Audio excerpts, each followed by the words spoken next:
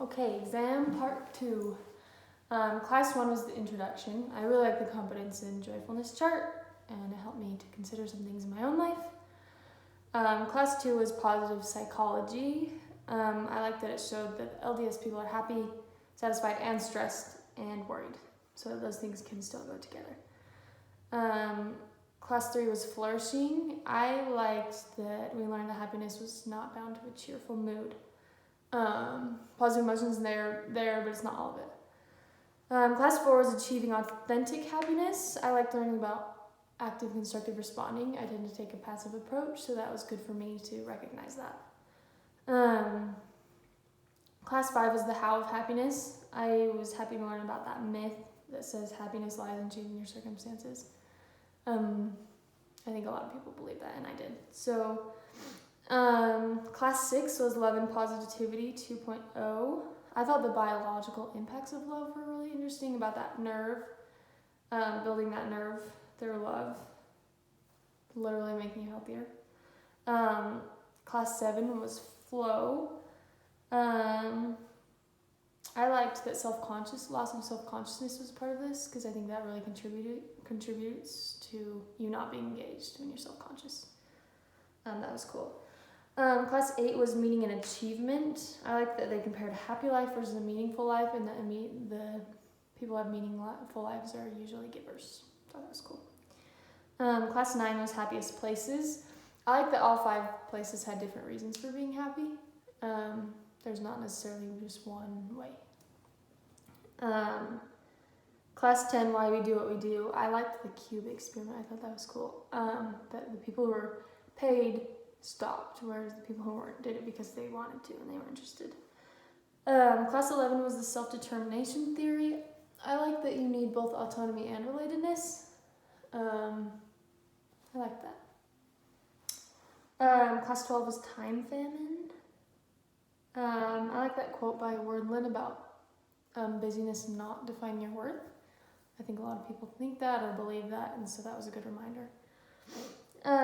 Class 13 was Take Back Your Time.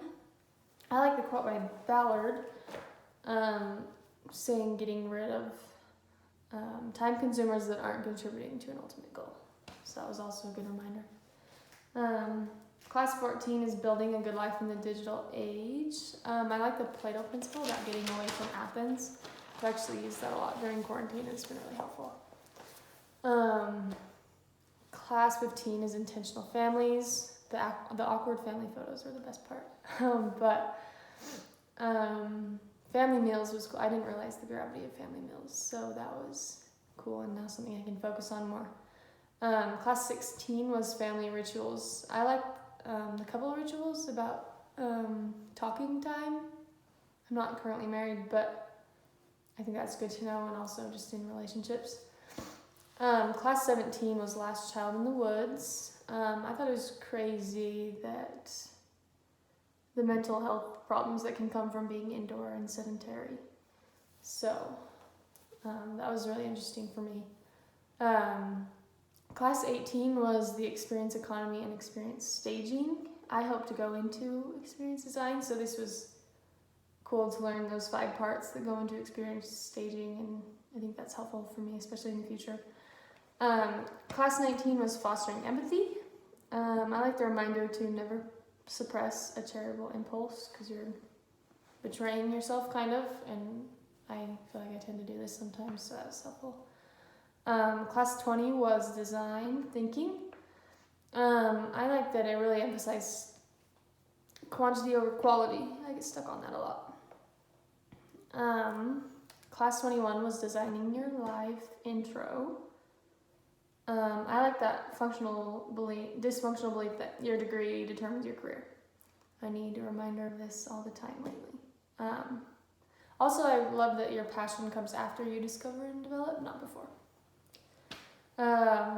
22 was Wayfinding and Odyssey Plans.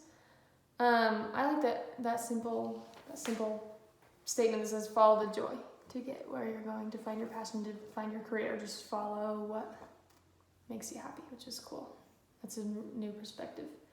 Class 23 was Prototyping.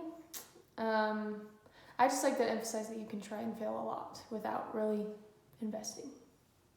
That you can kind of try it out. And class 24 was choosing happiness. And I like that part that is the dysfunctional belief again that said to be happy I have to make the right choice. And it said no, there's only good choosing. So I thought that was really cool. That stresses me a lot. So there it is.